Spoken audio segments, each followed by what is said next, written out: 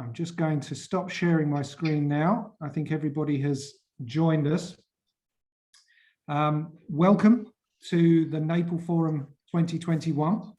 My name is Stuart Hamilton. I'm the Head of Libraries Development at the Local Government Management Agency in Ireland, and I'm also the current President of NAPLE, the National Authorities on Public Libraries in Europe.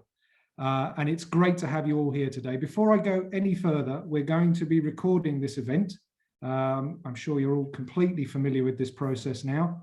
But for those of you that do not wish to be recorded, thanks for coming along for these couple of minutes.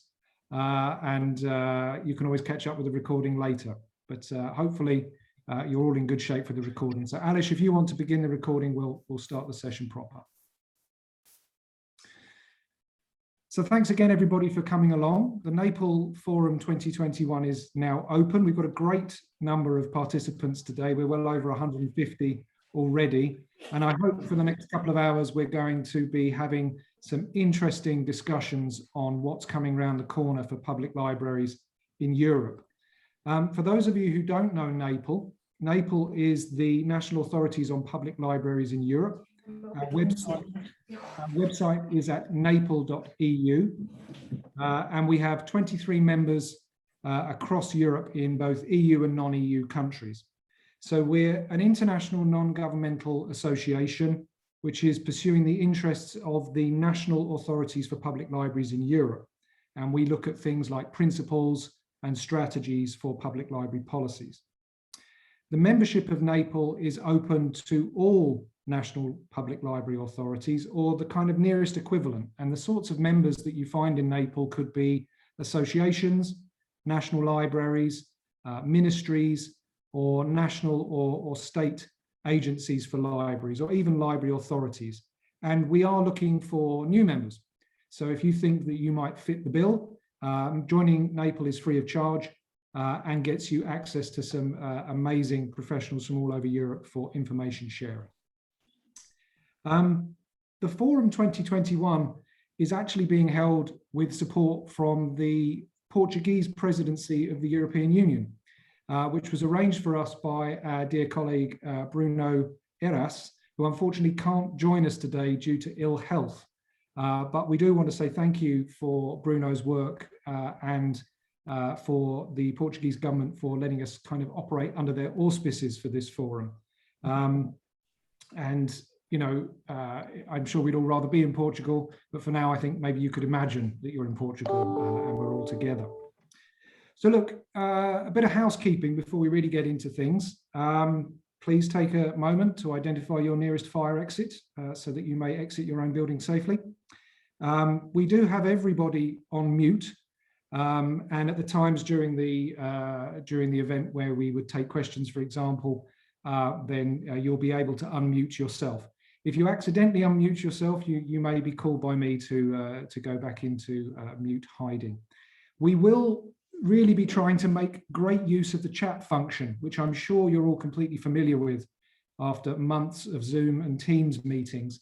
But I'd strongly encourage you to use the chat today because you know, it's an opportunity to share comments from your perspective at the appropriate times, to ask questions of our speakers and our panelists. And it's a great opportunity to really get to know each other. And I'm going to kind of ask you to do something right at the beginning here. I'm speaking to you from Mayo in the west of Ireland, and I can tell you that it's absolutely raining cats and dogs here. It's terrible weather, the wind is howling, and I'm kind of interested to know who we all are. So I might ask you kindly if you could enter who you are, where you're coming from, and what the weather's like where you are in the chat. And then right at the end, we'll see if we can kind of aggregate the weather in Europe today. So do crack on with that and we'll see what sort of weather we've got. So look, our agenda today is full of some really great speakers. We're going to start with Christian Lauersen, who's the Director of Libraries and Citizen Services in Roskilde in Denmark. We're going to follow Christian's keynote, which I'll introduce in a moment, with a panel discussion featuring some of Europe's library leaders, where we're going to look at kind of what's coming up over the horizon for public libraries in Europe over the next year or so. and we're going to finish with a little bit of interaction. We're going to probably sacrifice ourselves on the altar of the gods of technology, because it's almost inevitably going to go wrong, but we're going to try a Menti poll to see what you all think of how libraries are looking in the kind of post-COVID environment in Europe. So we've got, 2 hours, best of 2 hours set aside. We'll see how we do with the time. We'll see how engaged everybody is, but we'll be aiming to finish up by 3 o'clock CET. Now, all of the speaker biographies today and links to some of Christian's work can be found on the NAPLE.eu web pages, where you can link to the forum page. So if you want a little bit more information about our speakers, you can go there. Now, look, before we do get to Christian, I do want to say just a couple of words about where we, NAPLE, our members, our extended network, finds ourselves in May 2021. It's been a pretty interesting year, I'd say, for NAPLE members. And where we found ourselves at the beginning of 2020 was basically putting together a new set of statutes for NAPLE, the organisation, and trying to work out how we might handle a work plan for the period 2020 and beyond. We had a new board together, and I was lucky enough to come in as president of the organisation, and we were looking into the future with zero sign of COVID on the horizon at that point. And then, of course, from March next year, everything changed. And for NAPLE, it's been really a very interesting time, because we moved very quickly to having regular meetings of the NAPLE members, and we began sharing information about what was happening in our countries. And obviously we did all of that online, but we found that we formed a very effective support network very quickly. We began to develop a shared spreadsheet, which enabled us to report back on what was happening in several areas of our services during COVID. And this was extremely useful for all of us as we began to prepare our response. I do feel that what's happened during COVID has been very helpful for organisations like NAPLE to be able to share this information with our peers, to hear how people are tackling challenges, to work out what is working and what isn't. And we produced 2 reports looking at the initial phases of COVID in Europe's public libraries, which you can find on our website, looking at the period up to April and then from May to July last year, which are really interesting reading and gives you updates from sort of nearly 20 countries. But of course, now we've reached a point in the pandemic where we're finally looking to the future, or at least we hope we are. Here in Ireland, some of you may or may not know, but we have a national public library system here. We have 326 public library branches. And throughout the pandemic, the staff here have been going beyond the call of duty to deliver online programming, providing online resources, home delivery services, the sorts of things you'll all be very familiar with in your own countries and the sorts of responses that you all made. And actually, a couple of weeks ago on May the 10th, we reopened our doors for the first time in a long time and let people back in to start browsing the shelves, to using our photocopiers and our scanners. And we can do some small outdoor events at this point. What we're looking forward to is gradually reopening our services over the summer to get back to what was normal before. But I guess we're all very interested in what's next for the profession, for the sector. What's going to change? What are we going to keep from the last 12 months? What do we not want to go back to? For me at least, how do we continue to prove our relevance and our worth once we've moved beyond the pandemic? How are we going to show the impact of the public library sector in the kind of brave new world? And that's what I think we should start by thinking about today. And that's why we're super pleased to have with us to kick off our keynote speaker, Christian Lauersen. As I mentioned, he's the Director of Libraries and Citizen Services in Roskilde Municipality in Denmark. He's truly passionate about libraries. He's also truly passionate about socks, which you'll know if you follow him on social media. And he's one of the co-founders of Library Planet, which is a crowdsourced travel guide to libraries, which I encourage you all to check out at libraryplanet.net. And he's recently been thinking a lot about impact, and particularly the impact of public libraries in Denmark. And we've asked him to come along here to talk about this work because it's recently been translated into English, which gives it a broader audience.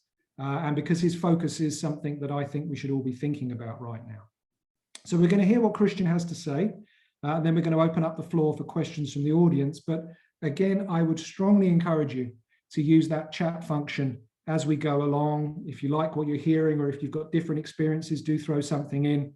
And we can also pull your questions together with our moderators to ask them to Christian at the end. Now, Christian does have a bit of a cold, so I'm going to ask you all to be rather gentle with him. I'm sure he'll tell us more about that. But Christian, I'm going to hand over to you. You can unmute yourself, and you should be able to start sharing the screen at your own leisure. So over to you, Christian. We're really, really happy to have you with us. Thank you, Stuart. I'm really happy to be here. It's not a bit of a cold, it's a gigantic cold.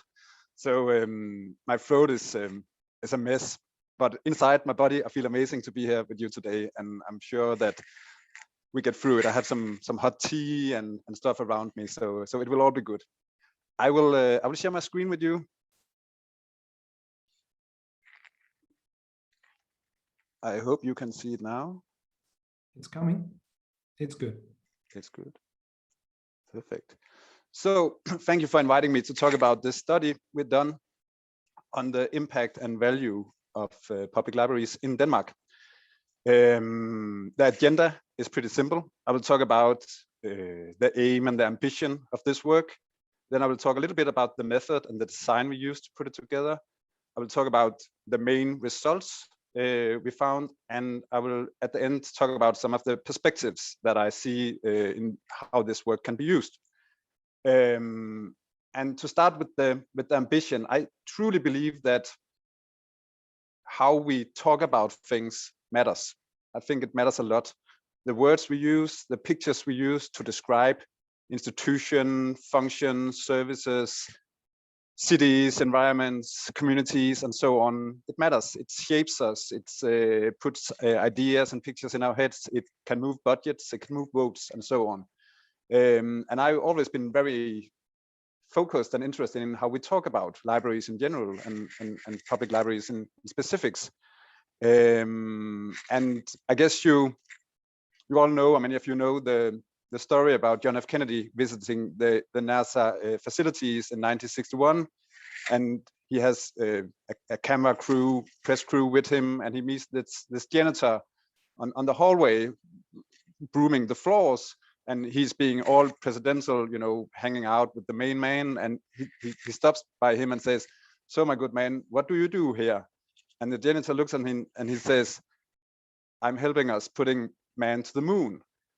And that is, to me, just a great story on how we can, you know, frame things differently and how it matters what we say. He could also just have said, "What do you think I'm doing? I'm brooming the floor."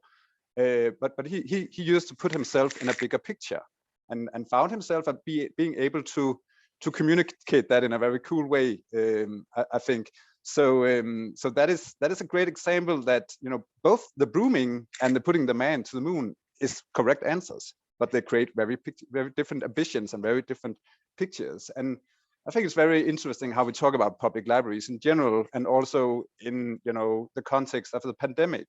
Is it we are opening our houses so you can borrow books again? Or is it now we have an opportunity to face our communities and work with free and equal access to information, to knowledge, to fight loneliness or help fight loneliness, and foster communities and creation in wherever we are? You know, there's a difference between how we talk about it. And I have some examples on how we in general talk about it in Denmark. Now, the examples are not from Denmark because I wanted to put them in English, but they're still symbolizing the same thing. And I just want to remind you, this is a study in Danish context. It might look different from your parts. One of the, you know, main voices in the language about public libraries in Denmark is headlines like this: "Library footfall down 80% on last year."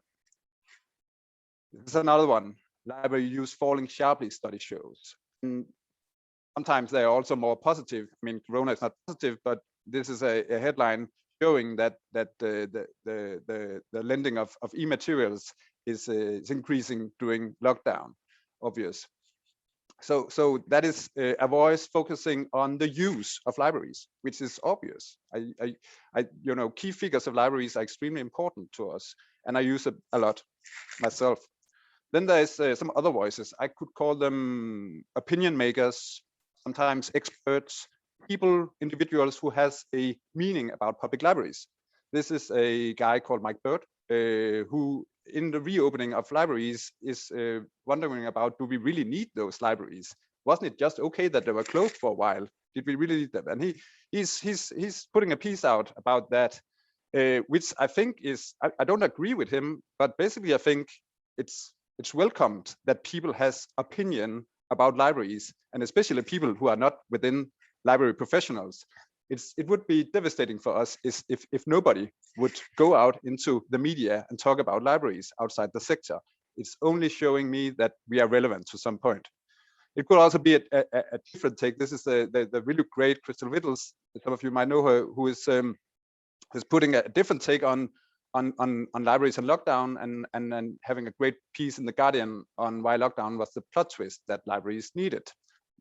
So this is individuals, library professional, opinion makers, politicians, experts of culture, journalists, so on, who is sharing opinions on libraries.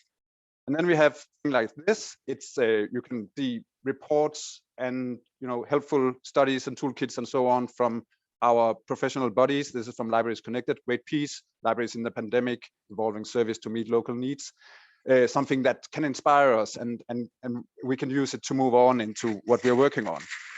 The shared thing about these three examples, the one focusing on the use of libraries, the individual opinions from library professional, politicians, and so on, and the ones that come from our professional bodies, is that there's missing some really crucial and important point and voice, and that is the citizens of the communities that we serve. And that is, to my opinion, at least in Danish context, crucial to find that voice, to actually put that at the center of the discussion of the public library and the role and the impact it has in our communities now and in the future. So, and that has been the ambition with this work, to actually start with the citizens, start with the individuals, and move on from there to talk about the actual impact it has on people's lives. New public management, which you can say that the focusing on numbers, which are extremely huge in Denmark, as a platform for talking about, is it going good or bad for the libraries? If the numbers go up, really great. Going down, not so great. It's welcoming, but it's not the whole picture. And we wanted to expand the picture and expand that arena in which we are talking about the public library, so we have more insights, and we want to go out from the spreadsheets, not to ignore the spreadsheet, but to fill out the spreadsheets and the surroundings by putting actual people at the center of it.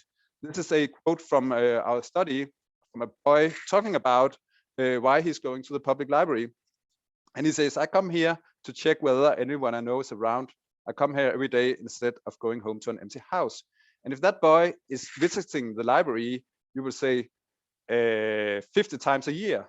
That's 50 counts in the spreadsheet. But you can't see that, what he's telling us here from the spreadsheet. You can see that meaning from him as an individual in our community, and how it reflects our community, and how it affects his life to have a library in his life from a spreadsheet and from the numbers that we are counting. So I think it's extremely important to expand that understanding of libraries by putting people at the center of it. Sorry, I need to grab some tea. Ginger tea, amazing. Okay, so put it out. Library statistics, use it a lot, and I love statistics and data to work with the libraries that I have. But it says something basically about the use of libraries, and not necessarily something about the value and the impact of libraries. So what I thought, or we thought, was that we needed a new language for the value of libraries and what that means to citizens and societies and communities. And that is the ambition of this study, basically. A little bit about the method and the design we used. I could talk a lot about this. Due to the time, I have scaled it down a bit. Feel free to ask me anytime after this at another point about the method and so on, because I think it's important to understand, to actually be critical about talking about this, and also be critical about the results at some point. Our main take come from the Cultural Value Project from 2016, which have this wonderful ambition and thought, to my opinion, by starting, to talk about the impact of culture and arts by the individual experience, and then, expand it from there. Many times we start with, we have art and we have culture in societies and institution of that and people of that, pieces of that. And then we move into discussion, how can that affect public health? How can that affect our well-being, urban life, regional growth, tourism, and so on? And we are, jumping the very people that we are using it for, the actual citizens that are meeting that art, that culture, and so on. And the project, which is, I will very much recommend you to read it. It's you can call it a meta review of 50 other reviews about the impact of culture to people. And what the researchers found across these 50 studies about cultural impact is that there is 4 dimensions of cultural impact to individuals and societies. The first one, I could use an example. It could be me and Stuart going to the movies, if they open again, and see the new Danish movie 𝗧𝗸𝗯𝗿𝗿 Another Round, which is about four friends in the middle of the life who is experiencing about being a little bit drunk all the time to just feel better. That one glass of red wine just to lift up their workday because they're all a bit miserable. And me and Stuart are sitting in the movies, and we are probably having an emotional experience by watching this movie. I seen it, and I had a very emotional experience. I had an uncle who died of alcoholism many years ago, and it took me back to that place, and it took me back to him. I haven't thought about him in years, and it also, and that is what's so great about cultural and art, to be looking at a picture, to be listening to music, to be reading a book. It moves us, it makes us angry, it makes us happy, it makes us excited, it makes us passionate. It can really, really awakens feelings in us. And that is, going through life without feeling anything is, to me, the worst nightmare of any kind. Even though I sometimes, get frustrated or angry, it makes me feel that I'm alive, and art and culture are great at that. It could also, hold an intellectual impact for me and Stuart towards that movie. It could be reflecting on our own relationship with alcohol or our friends, or it could be, being a man in the middle of the life, and your relationship with your friends, and how you go about that, and stuff like that. So it creates conversations and reflections to meet culture. And then of course there's a creative spark. I'm not sure that I don't know Stuart that well. I'm not sure we will do the same experience to be creative that way, but it could be other. It could be afterwards we might go to a concert and we wanted to start a band together, a library band or something like that. So meeting culture, going to concerts, seeing movies, reading books, it sparks creativity. It wants us to do something on our own. And then the last one, which I think is extremely important, is the social dimension of us meeting culture and art. It's I'm pretty sure that Stuart and I would go out after seeing the movie and have a beer or something at a restaurant, and we would bond and we'd talk about it. Maybe some of us would go to work the day after, and we will stop by the coffee machine and we will have a conversation about the movie. We all know the feeling of going to a concert and just standing there in the middle of the crowd and having this great experience. And you might have lost your friend in the crowd, but you're still feeling this togetherness and belonging because everybody is there and experience this right now. So that is, that is the 4th dimension of cultural impact that this study shows. And we totally bought that. And we have built the scaffold for the method and for this study around that, accepting that is what basically, on a higher note, what cultural and art gives to us as individuals. And then we wanted to start with the individual experience, and the data that we have used is both quantitative and qualitative. Quantitative, we have done 1,509 questionnaire surveys on a random sample across Denmark, ranging from 16 to 90 years old, men and women, both library users and non-library users, which was important to us to also cover the aspect of non-users, or people who haven't used libraries in a while. That is, they also have an opinion about libraries, and they also might think that libraries have an impact and value for them, even though they haven't used them for a while. And then qualitative 40 studies on site on a bigger library and a smaller branch library, with interviews of actually users in a library situation and observation studies. And then just briefly about what we have talked to citizens about to convert or to get a grasp of the impact and value. We were very much, thinking about how can we talk to actually normal people using or maybe not using libraries so it makes sense to them, and so we can, actually have some valid data to build up around pointing and some impact and value. And we decided that we need to narrow it down. We couldn't talk about every aspect of the library. We have to talk about, for this kind of study, we have to talk to people about something that we thought they would recognize about a library. And that was the collection, both the physical and the digital collection. It's the programs, activities, workshops that libraries do, the physical facilities, the library rooms, the study spaces, the cafe, the makerspace, or whatever.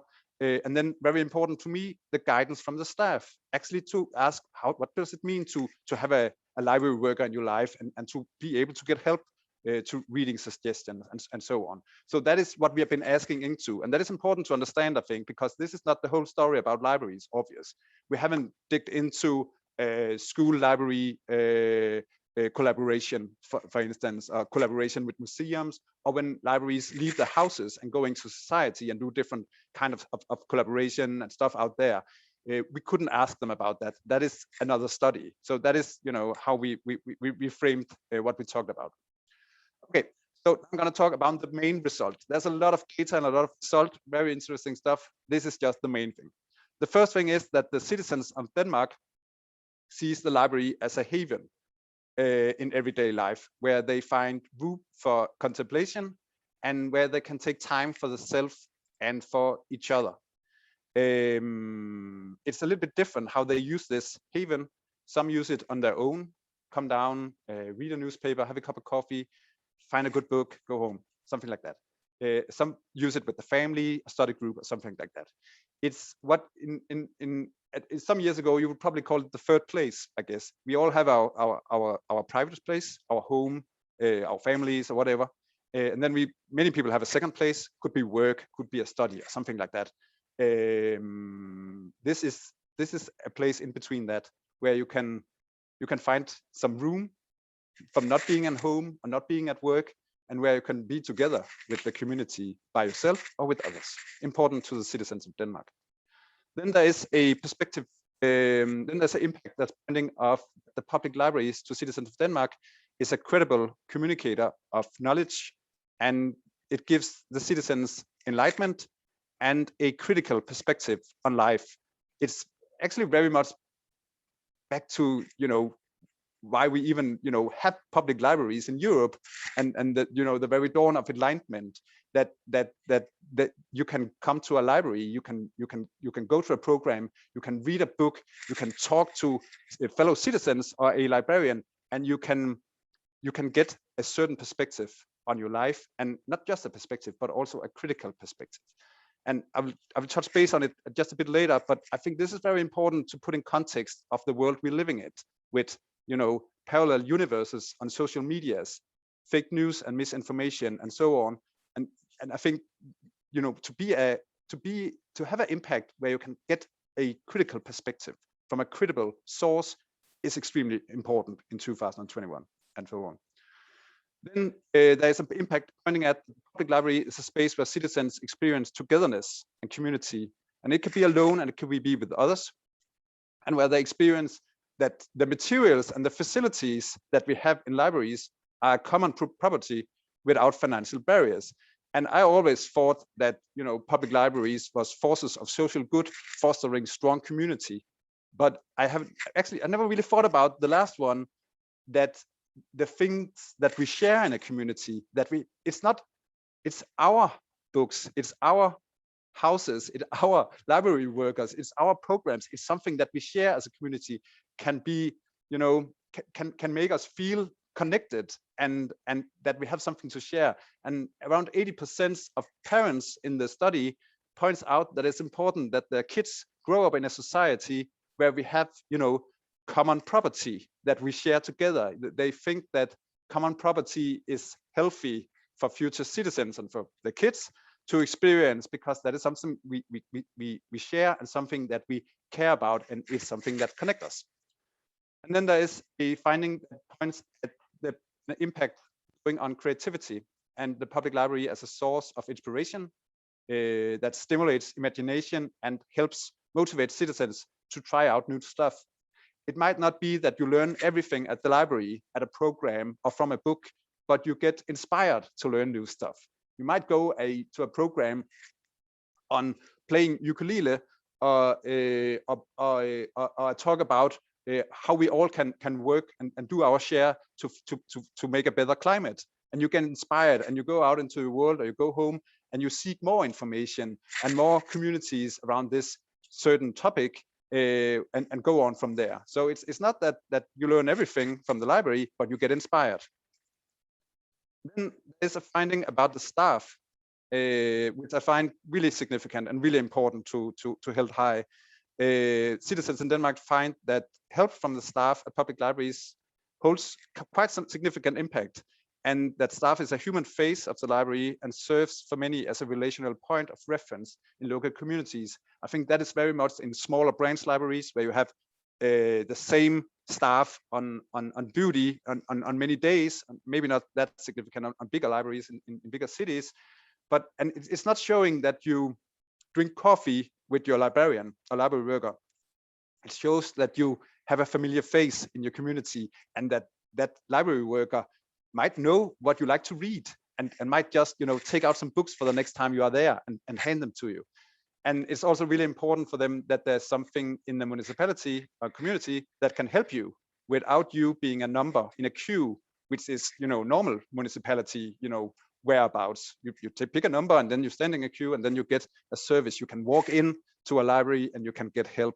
That is important. And they point out that help with literature, reading, and information seeking is especially relevant to citizens, which I'm happy, because that is what we are really great at.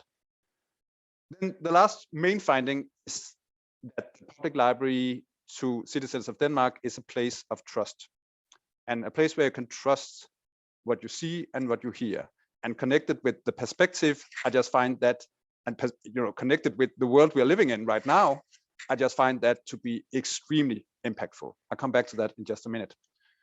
So this is, you know, we put out the report. The work is done from that. We have some findings, we have some methods and stuff, but that is just halfway to me. I think, you know, reports and so on have a certain lifespan, and then they, you know, then we, you know, dig into something new. And our ambition was actually to change the language of how, an understanding of the value and impact of public libraries, and that is not done by one report put out by Roskilde Central Library in 2021, not at all. So I just want to elaborate a little bit about the next steps, as to my opinion. The first one is that we are releasing the design and the methodology for the study for others to use. And to me, that is a really important take, because it means if it's useful that other libraries or institutions of culture or library bodies can take on the method, take on the idea and the concept, and carry on new investigations and new studies. And it's not, I'm not thinking that everybody should do a study at this size to Danish standards. It's a pretty great study in library context. It could also be just with 10 citizens. But to grasp the main methodology and main design and makes it your own, to shape the context and use it to dig into the value of libraries in your local context, a part of the library. Maybe you only want to, you know, dig into the digital library, or maybe you want to really, you know, dig into, now be reopened libraries for 3 months. How does, you know, citizens feel about this new reality in libraries, or whatever you want to dig into? It can be, hopefully, be implied to much of stuff. It gives a guide to the impact compass, which I left out of this talk due to time, but it's our visualization of and way of of talking about different aspects of the impact main categories. Then we are talking about this. This is my talk number 43, I think, about in different contexts about this study. And I'm most days my throat is better, but I'm always happy about talking about this. And that it's a big priority to me to actually go out and talk about it, both because I'm loving it and I'm really passionate about it, but also because that is what makes this ball roll, to actually get the word out there and to raise awareness. Not hating that this is the truth or that everybody should do it, but I just want to open people's eyes that we can move on from the spreadsheet and expand the language and understanding about public libraries and the impact it has to communities. So there's a political arena, of course. I used it in local context to my political council, and it was just amazing. They are great and they like their libraries and they like me, I guess. But it just gave spark to totally new conversation about how libraries should work and what we should do in Roskilde Municipality. For instance, for the first time ever, one of the council members asked that this is not only from the cultural part of the city council. Everybody should listen to this, but this is also important around mental health, unemployment, and all these kind of things. So it's expanding their understanding about how we can use the library and the impact that the library can have in communities. We are going from lending out books to actually take what does it mean to different parts of the community and to different parts of citizens to actually have free and equal access to books or public shared places like libraries. Then of course there's library and cultural professionals. You are here today. I'm here with you. I'm using a lot of great energy talking to this, and I'm doing that because sharing is caring. And if you have done something you think is slightly great, I think you have an obligation to share it, but also because I hope that many of you will take on and be inspired to some extent and go home and talk about it and use it. And maybe it's just the thought of it, or talking a little bit about it, or maybe you're actually carrying out new surveys or something like that. Then there's a lot about traditional medias. We are spamming Danish medias where every different kind of things, putting out chronics and articles and stuff like that. A lot of things going on. And then we also have a take on what you could call soft media, which is, I don't know if I know a English soft media. I mean, that is plain magazines about different, it could be about, in Danish trains, we have like this free magazine, which is just random news and stuff like that. It's free. And how many rides a Danish train a year? That is many people, and they are everywhere. So to get a feature in there about the impact of libraries, not about the survey, but a study, but about the impact of library, that is, then we are reaching citizens that we are not reaching normally. This study is giving a lot of heat in cultural, in cultural press and stuff like that, traditional cultural press and stuff like that. But that is a certain amount of people that reading that. Many of them knows that the library is valuable, intuitive, but we want to reach different people, different arenas to actually talk about this. Then final point, I guess, is, and it's extremely important to me to shape this, it's to changing the language of the value of the public library has to be in context of the society. This study is not relevant in itself. It's only relevant if we put it in context of that society and those communities that we work in. So if we are talking about loneliness, increasing loneliness among youngsters post-COVID or in the middle of it or whatever, then we actually have the citizens' words that the public library is a place that helps shape communities and form stronger communities and togetherness. So we can use it in that context. If we find ourselves talking about the problem that social media is with the algorithms creates echo chambers where we all meet our own opinions, and it's make us unable to disagree or meet somebody that has a different opinion than our own, then we have the citizens' words that the public library is a place where you can get a critical perspective on life and where you can trust what you see and hear. So it's very important for me and how I use it that I take it under my arm and go out into the world and talk about it in the context of actually problems or opportunities where the library can be the answer. Last week, I was at the Vulnerable Citizens Council meeting in Roskilde Municipality, a council that focusing on vulnerable citizens in Roskilde, homeless people, lonely people, elderly, and so on. And I took this with me as a lifting point, and to actually talk about this is the impact we can have on people in the community. And it was just a totally different conversation that I ever had with anybody. So the context is really important. Thanks for listening. I stopped sharing. Okay. Christian, at this point, you know, if we were all physically present, the crowd would go wild. You'd be taking your bows. You know, I think there was plenty there for us to think about. Now, there's been some comments there sort of picking up on some of the content. Franziska, I don't know if anyone came to you directly with questions. Well, I see a lot of approval and enthusiasm for Christian's speech, but there are not actually questions that I could give on to you, Stuart. Well, in that case, let me throw it open in case somebody's waiting to take the floor. There is the hands up button on the reactions, which you have on the bottom of the dashboard, and I'll see if we can, or Franziska might be able to see. I can see one hand already, so let's jump straight in. Stephen, do you want to come in? Yes, I will do so very briefly. First, you want to say who you are, even though we're going to see you? I will say who I am. I'm 𝗪𝗵𝘁, Manager of Policy and Advocacy at 𝗓𝗶𝗀𝗁. And I was going to say, I really like that final slide, that final point about going out and talking to the Vulnerable Citizens Council, because articulating the value of libraries in a way that talks about these cultural aspects, it's something that the cultural sector does well, it does a lot. But the idea of actually taking it out and talking to different groups, because of course cultural professionals will understand the value of cultural experiences, they will understand the importance of well-being, but it'd be fascinating to hear how it went down at the Vulnerable Citizens Council. How does it go down when you move outside of the cultural sector, this research? How do you manage to win them over and see this work as being important, this work as being relevant to them? Thank you, Stephen. It went really well. You know, I experienced that they were not familiar with talking about libraries and how libraries could help vulnerable citizens in Roskilde Municipality.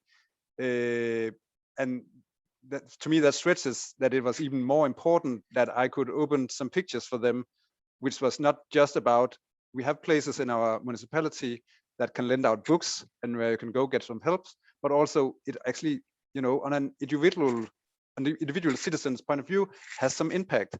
So especially the part about how libraries help forms community was very interesting for them to move on, because they're dealing with people who are on the edge or actually outside of communities, has for some point fallen through the cracks of our communities, and they're focusing on lifting them up.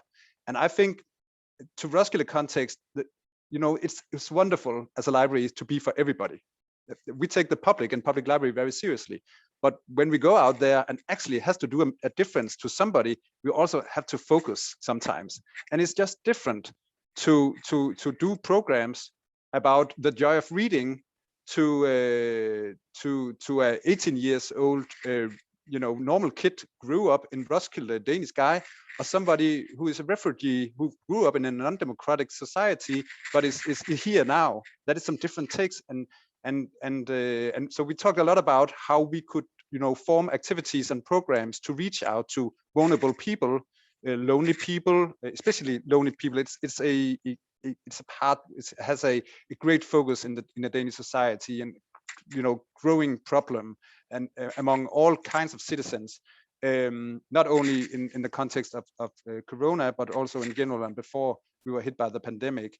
So you know, giving, you know, using that as a door knock, saying the citizens of Denmark are pointing that the public library can help form stronger communities. And I believe that because so and so and so on, it just gave spark to some new discussion and some new pictures and some new, you know, collaboration patterns and opportunities for us to work through. So it was, you know, whenever, I think the context point is extremely important in general, but also with this study.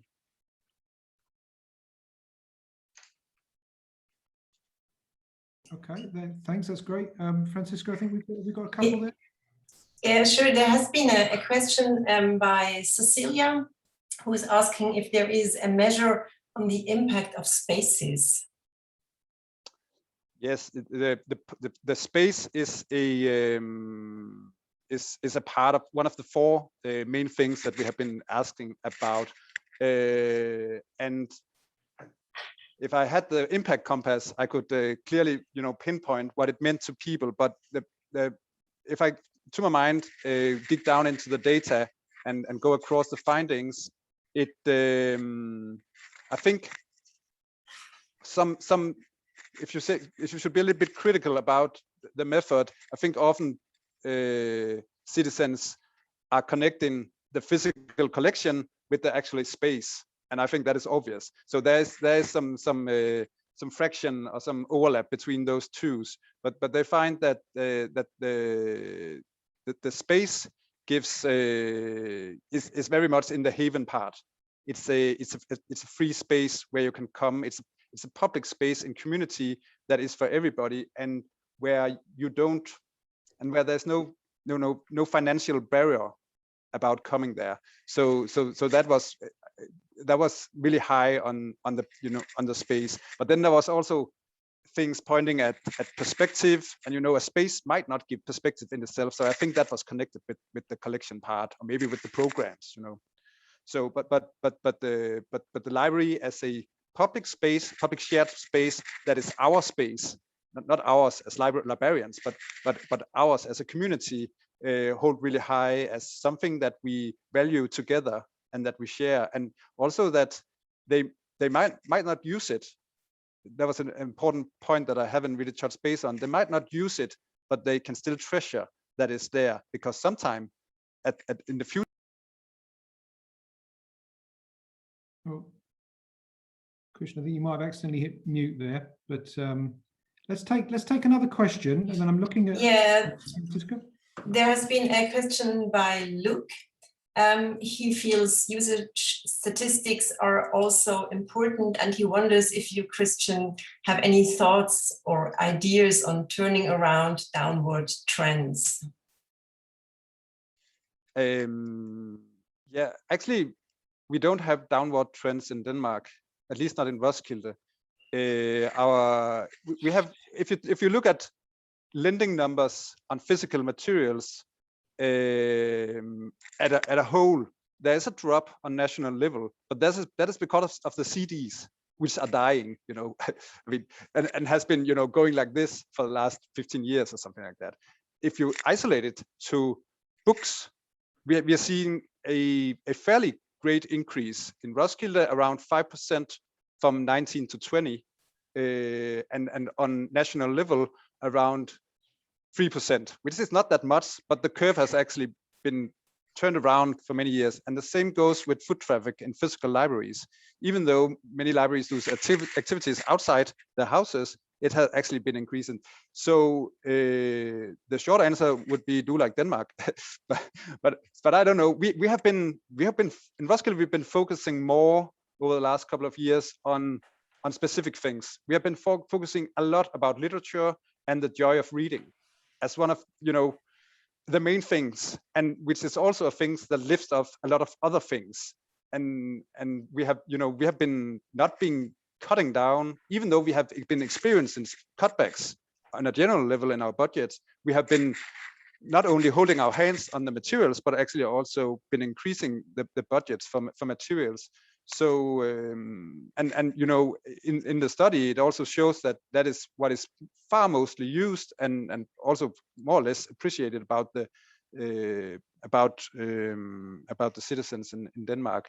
So it's hard for me to talk about local context and how to turn around it. I think it could be easy to say that increasing funds would be a part of it answer, but I'm fairly much a realist, and I don't see more money coming to me, but I see that I have a frame and I know it, and within that I can do some prioritizing. And at the moment I'm very much sticking to the public library guns, which is which is very much the collection and fostering joy of reading and community through reading, also very much music, because Roskilde is a huge music municipality. And then whatever we can do around that, because as to me, library is about people, not about books, but materials, and the programs we do around materials and the scene that we set in libraries and outside libraries around that is just a big gun, you know. It's just, it holds so much impact. And I've just been acknowledging that for some time. And it's actually also, you know, this study is not about statistics, but I was so happy about seeing our books lent out actually increase. It was the first time in almost 20 years that happened, even those, you know, extremely library closure and budget cuts. And that is interesting. So I don't know. I mean, it's a great question, but we had to sit down and drink a beer, a cup of coffee, and I have to know more about your context for doing libraries. For me, the answer has been to focus on some certain things, and then maybe also, you know, why maybe also, you know, put it in context of how is it important with those numbers. You know, it's when I meet somebody in the hallway at Roskilde Library and saying, how was the program last night? She says, oh, it was great. There was sold out, 50 people came. Or maybe she says, not so good, 15 came. But why is that important? Maybe the 50 had a shitty experience. You know, maybe it was totally wrong timing or a bad experience in some way. Or maybe 5 of the 15 who comes had maybe changed their lives. So maybe that should be the focus sometimes. So Christian, I think you're going to get a few people probably wanting you to take them to the pub to talk about this a bit more. But I would love to. My throat would love a whiskey right now. Well, look, I'm going to have to save your throat, but I will note that we've got a couple more questions in the chat, and Knut has his hand up. But in the interest of time, I'm wondering, Christian, if you might have 5 minutes just to review the chat and just see if you can throw answers in there. And Knut, if maybe you put your question in the chat, Christian might pick that up. But I'd like to move on and bring the thread with us. So once again, to say thanks to Christian for putting the presentation together for us there. I think there's huge amounts there. There's also links in the chat there to the work. So it'll be interesting to see if any of us pick that up. Yeah, and I will just, sorry, Stuart, I will share the slides. I will send it to you guys. I will also have them on SlideShare. So I will just put it in the chat. In the slides, my contact info are there. So please reach out. Super. Yeah, we'll also, if it's all right with Christian, we'll also host the slides on the NAPLE website, just so that you guys remember that they're there as well. Now, look, I'm going to pull together some great people now just for a little bit of an informal chat for the next half an hour, 40 minutes or so. We've got with us 𝗪𝗪𝗁 Vitiello, who's the director of 𝗪𝗶𝗀𝗁. And, you know, Giuseppe has had a pretty incredible career, certainly working with institutes in the European Commission, the Council of Europe, and the EU Institute of Security Studies. He's also possibly one of the most published people on the call, I think, with 6 books and 100 articles in library and information science. Giuseppe, do you want to give us a wave and say hello? Because then I think you come up to the top of people's camera views.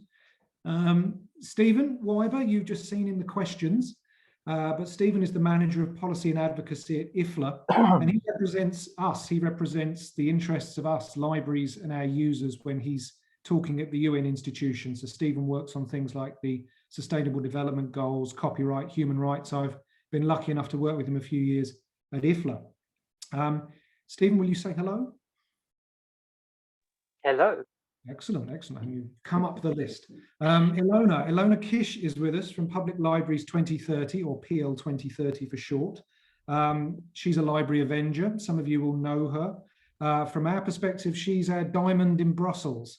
PL 2030 basically is based in Brussels and engages a lot with the EU institutions, where Ilona and her team are pretty tirelessly working on, you know, advocacy for our sector. So if you ever need anyone doing a favor in the corridors of Brussels, Ilona is a good person to at least attempt it on your behalf.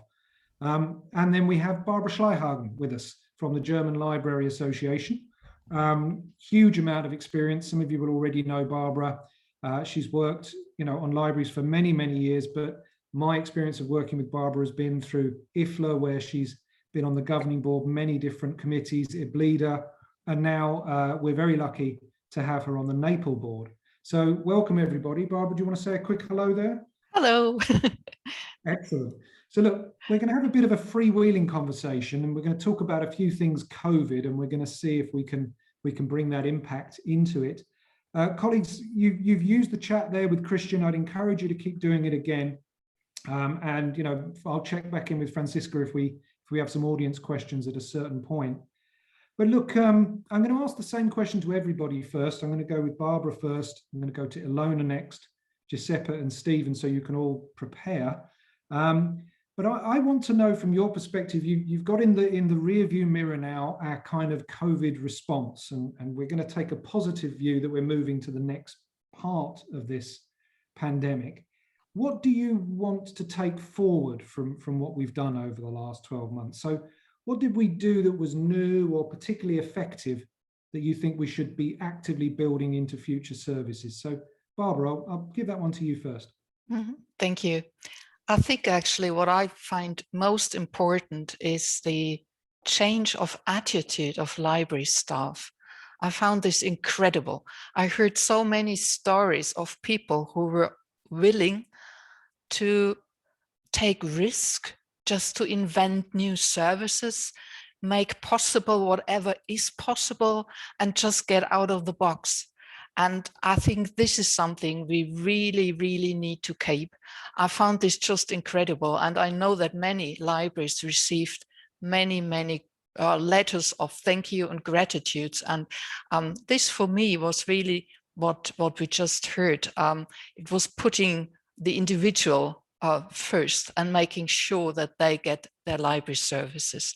And for us here, it was very important not to moan about, oh, the library is closed, but we tried to say the library is almost the only place that is open. It's no longer there physically, but it's open for you on the telephone, digitally, and so on. And I think we need to continue to look at ways of how we can serve the citizens best. Yeah, I think that point, I think we all came to a point where we all realized that the word close was just not in our vocabulary at some point, which is important. Ilona, what about yourself? And you'll need to unmute. There's always one, Ilona. Count on me.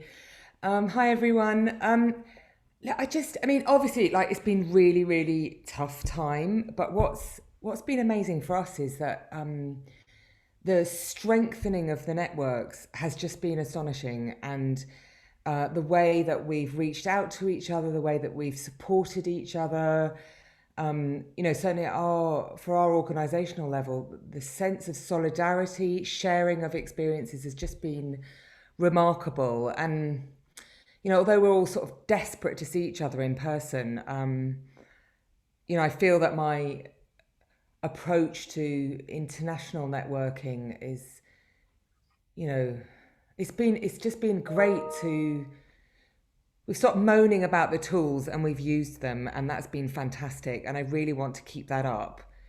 You know, we don't have to all be in the same room. We don't have to travel thousands of kilometers to talk to somebody. You know, like we've learned how to use the online tool differently. And given that what we're interested in is breaking down borders between countries and, you know, connecting people better, actually this has been a real driver. And within our sort of smaller community, it's just the level of solidarity and support has just rocketed up. And that's what I'd like to keep going, you know, is that kind of connectiveness and sense of shared destiny. It's just been fantastic. So it's been shit, obviously, but it's also been really great to have that. So that's shared destiny. I like that. That's taking us to a whole new level. I like that a lot. Giuseppe, what about yourself and from your perspective? Yeah, I mean, the perspective of 𝗧𝗧𝗧 was that when in these days of, let's say, between March and May 2020, that was really probably the darkest time, I don't know, at least for 𝗧𝗧𝗧, it was felt like this. Then we started to collect information, just as NAPLE was doing, just as IFLA was doing. And so we came up with a report in May 2020, and we titled this report in a very optimistic mood, towards or a post-COVID library agenda, because we were optimistic and we thought that after summer 2020, we would be all free and de-locked down. And that was not the case, we know. We are updating this information. We are just trying to see whether we are seeing whether this, the results of this report in May 2020 was where the results are confirmed, and in fact they are definitely confirmed. And we saw that actually libraries, public libraries especially, were moving in two directions: a more socially inclusive library and a more digital library. And that where these two directions actually are confirmed. I mean, the services like storytelling or like books delivered to most vulnerable groups of people, they have been going on all the time, I mean, for 1 year at least. And of course, on the other side, support to online teaching and support to online research and open educational resources. These were indeed confirmed. So in fact, these services, I'm pretty sure they are going to be to become permanent services offered by both university and public libraries, and in particular public libraries, and because university libraries were more or less used to have online access, but that was not really the case for public libraries. And in fact, it would be interesting, I mean, to know that 80%, 65% of the public libraries confirm that the traffic, the online traffic, has increased by twice or even 3 times. That was 65% of public libraries say that, at least in 14 countries. I mean, this is the update report, and even it may be a good interesting information that 20% of in the count, 20% of the responses say that there have also been changes in copyright contracts that they have set up with publishers or with authors. So I mean, there have been interesting developments, and I confirm that. I mean, the report is going to confirm. We are going to publish this report later, probably in June, but I have the results already. I think we might touch on a couple of those issues further on in the chat here. I want to hear from Stephen. You know, you're working at that international level. What do you see us taking forward? Yes, it's always fun to go last, because then I have to see which my talking points have yet been mentioned. Have you got any left? I have about 1.5 count. So I think that the half talking point is, I think, combining it based to a large extent on both what Giuseppe and Ilona said, the fact that the idea there being a barrier between those who can and can't come to the building, or those who can and who can't come to the conference, is being broken down. That there's no longer being this differentiation, and what everyone is experiencing right now is what people with disabilities, what people in rural areas, what people in care homes have been experiencing for so long anyway. And so we are discovering new ways to actually serve a larger population than we may have done previously. So in some ways, there is this fantastic opportunity to reach out further, not just to be for the 30, 40, whatever percent who come to the library anyway, but to go further. The other thing, and again, this echoes something that Christian said, we are now more and more seeing ourselves as part of this broader societal mission, that we have this mission as a society to recover from COVID, but not just recover, to do better. And so you'll hear a lot of discourse around building back better, or building forward better, if you want to be even more optimistic. We have a common goal now, which I think really is felt at all levels. And there's this real opportunity, and we already feel it in the library field, that how can we be part of this? How can we contribute? How can we answer the call? So I think those are the two of the things that I think we can hopefully continue with. So we're getting echoes of the shared destiny, which I like. But Giuseppe, you mentioned there in the 𝗶𝗍 context, you know, that you've done some surveying of members. I wanted to ask you, you know, because Christian was talking about the work in Roskilde on impact, and we want to get a little bit into sort of like how we're demonstrating impact. So was there anything that you found from those surveys about 𝗏𝗍𝗳 members in specific that, you know, had a big impact for their libraries and that ended up being copied by others, or even if people started doing the same thing at the same time that had a big impact? Well, the very first thing I would like to say is something that was felt to be negative at the very beginning, and that was not negative, and this is the financial impact.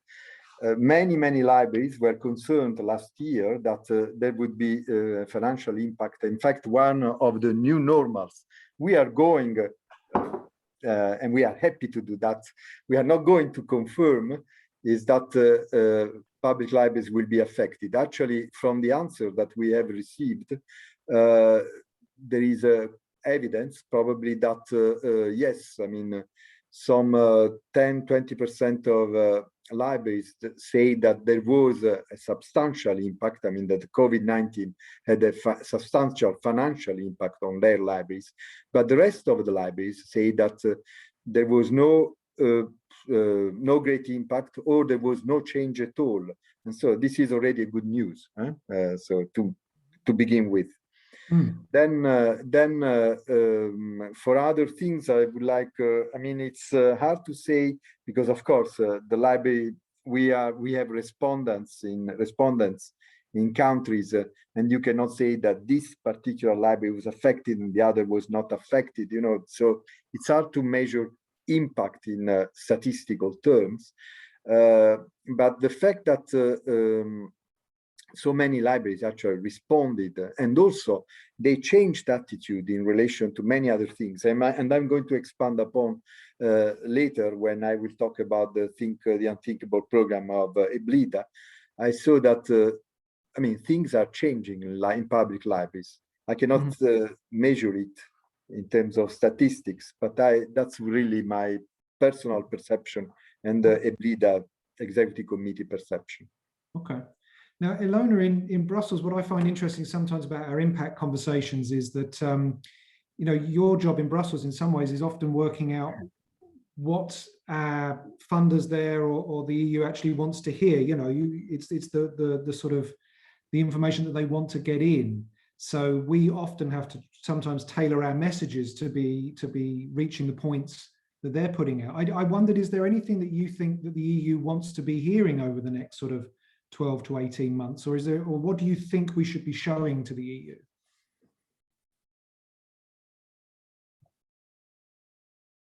And you need to unmute.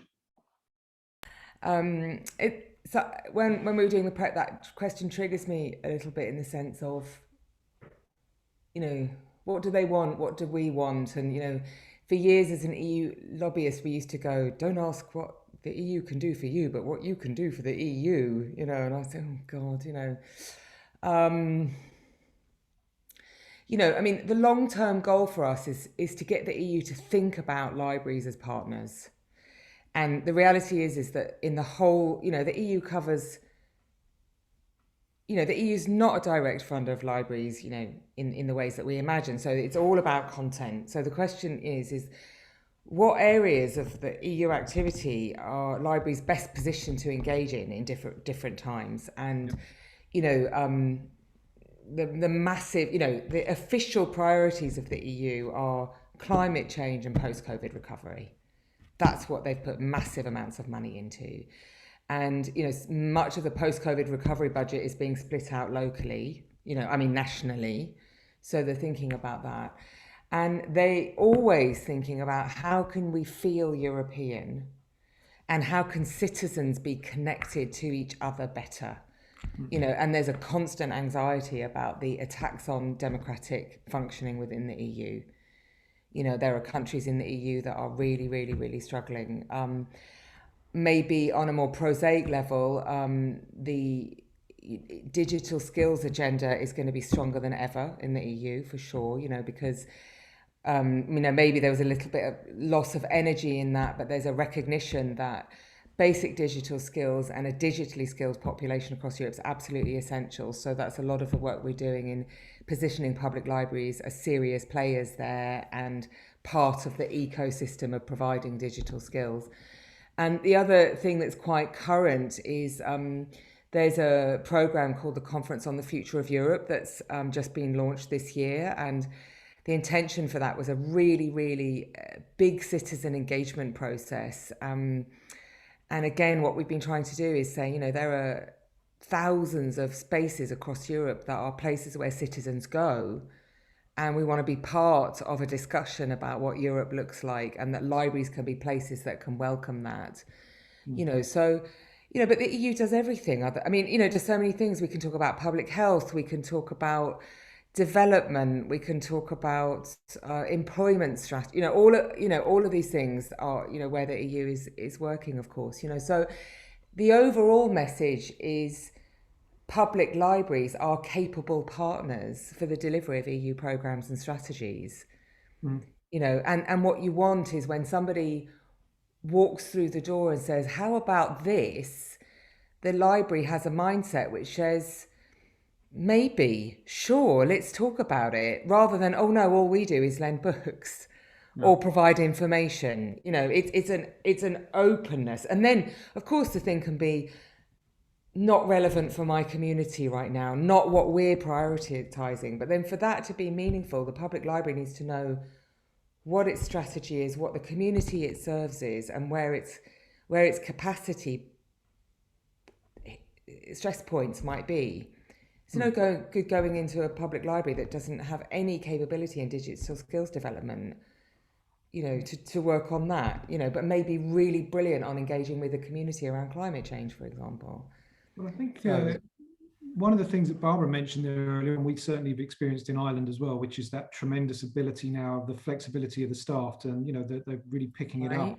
I think that could hopefully, you know, flick a switch, and the mindset that you're talking about there hopefully might change. Now we've got people on the call. I mean, it's amazing, really. I think we've reached nearly 200 people on the meeting, and I know we're mostly Europe, but it's EU, it's non-EU. But we've also got, I think, Australia, Latin America, North America. Stephen, internationally, that sort of, you know, same sort of question that I asked Ilona there, but, you know, you're looking at the UN, perhaps you're looking at the 2030 agenda. Any change to what messages we should be putting out, or any need from us that we should be fulfilling? So I think in terms of the key themes, I think what Ilona mentioned for Europe, COVID recovery, response, and climate change are clearly the things that are really focusing minds right now. I think at the global level, there's less direct funding that comes from the global level in a lot of cases. But at the same time, then there's a willingness to put things another way. There are so many people out there, there are so many stakeholders out there who will claim that they have the solution to everything, that they've run one project, that they've run one initiative and it was great and therefore they've succeeded. There's a real potential in the library field to offer system-wide solutions to things. I'm giving gratuitous praise to you, Stuart, Vicky, who I know is on the call. Examples, for example, around Healthy Ireland in your libraries in Ireland, the work that the Australian Library and Information Association is doing with the Australian Digital Health Agency. These are a nationwide programs. It's showing that libraries aren't just great in one particular area. It's not anecdote, but that we can really be partners for more systemic change. And this is, of course, why NAPLE is such a fascinating forum for this, because you are the people who can think at this more systemic level about how we can make changes, how libraries can be partners, how libraries can offer scalable solutions to things, not just 1,000 different ones, but you can actually work with them as a system. The other thing, just to add in, is clearly they're going to be looking for value. And so the work that Christian's doing, especially to take this understanding of the value of libraries, beyond the cultural sector. So we're not just talking to ourselves, we're taking it out more widely, and being able to bring these decision makers with us, bring them with us in understanding why these things are important, why these are relevant metrics, and show them that stimulus funding that they're using right now, that they will have to pay back at some point, most likely, is well spent, is going to be really important. Now, Barbara, you kind of had a a fairly pleasant moment, I think, during COVID, when the government kind of, you know, almost listened to what some of our colleagues here have just had to said and decided to make an investment in the sector. Do you want to talk a little bit about that and you know, how did that work? What did you learn from that? Yes, so actually in these moments continue, I can say. It was only 2 weeks ago that I received another phone call from Federal Ministry of Education saying that they have now funding, which they call catch-up funding to enable especially school children to get some extra services, especially those children who were really left behind because they have cramped living conditions or no digital equipment and so on. And so there's a lot of money available there. And they phoned us and said, look, libraries can do something here. We are absolutely sure they can. So can we please talk about it? And this actually started last summer when the government released a huge fund, stimulus funding, 2 billion, and for cultural institutions was called Rebooting Cultural Institutions. And libraries were not mentioned there. And we immediately then had a position paper, and we, in this position paper, we made sure and clear that libraries are actually helping with social inclusion, with digital inclusion, with cultural inclusion, and that they are the places where people can go without any barriers and so on. I don't have to repeat it here among colleagues or all that we just heard. And we were successful, and we first got 10 million, and beginning of this year we got another 10 million to give to libraries for projects which further their digitization, which further also the education of librarians, which enables them to create libraries as third spaces, which enables them to make new offers, maker spaces, which enables them to start a completely new process of having, with a more participative approach, also all citizens involved in the further development of the library. And we feel that we are at the moment, and I think I just saw this also on chat, this is now a wonderful moment for all of us, where we can work on and say, this is where we were able to make libraries visible, and we need to build on that. We really need to build on that because we have a very important role to play. And at the moment, I think all major government, be on every level, be it on the national level, European level, community level, they really need support from all kinds of institutions to help recover. So yeah, no, I think we've also been quite lucky in Ireland. We've had some you know, additional funding from our government, and I think that, I mean, Ilona mentioned the COVID recovery. I mean, obviously that's in all of our countries, right? So it's, if we can identify some of those sources and then get moving in those conversations, then hopefully we can all benefit from that. But look, I want to talk about your organizations and, you know, what's next for you over the next sort of 12 to 18 months. I mean, obviously we've all spent quite a lot of time working with the pandemic response, and now we want to kind of see what's kind of coming over the horizon. So, I mean, Giuseppe, in a 𝗏𝗏 context, what's your priorities for the next 12 to 18 months? Well, I mean, the priority is definitely the Think the Unthinkable program. I would like to say, because I mean, one of your questions was, do you remember any particular moment in the COVID crisis? Yes, I do. You're taking away my questions from the end of the session here. This is the end. Okay. Well, because you can do it now. That's fine. Yeah, I prefer to do that now, because I remember very well, I mean, early April, that we were having these, you know, discouraging meetings online. And I'm part of the Italian, the cultural group of the Italian Alliance for Sustainable Development. And the spokesperson, or the spokesman of this alliance, who is now minister in the current Italian government, the Draghi government, he said, you have to think that these are extraordinary times which require extraordinary responses. You have to think things that you have never thought before. And that was, and actually I had, on my phone, I saw a tweet of the National Library of Lithuania, and they say that they were producing face masks through 3D printers. That was so extraordinary because at that time there was, in Italy, there was a shortage of face masks, and every face mask would cost 10 euro, 10 euro, I'm not joking. And so I found it extraordinary that a library could produce face masks, and think what kind of service, I mean, they could offer to the citizens. But now I come to 𝗪𝗹𝘂𝗿𝗁. That was really the time when the Think the Unthinkable program were matured. And this is because we were thinking that also the European Union would change. And in fact, European Union changed because they approved the Next Generation EU program. And now if you look at the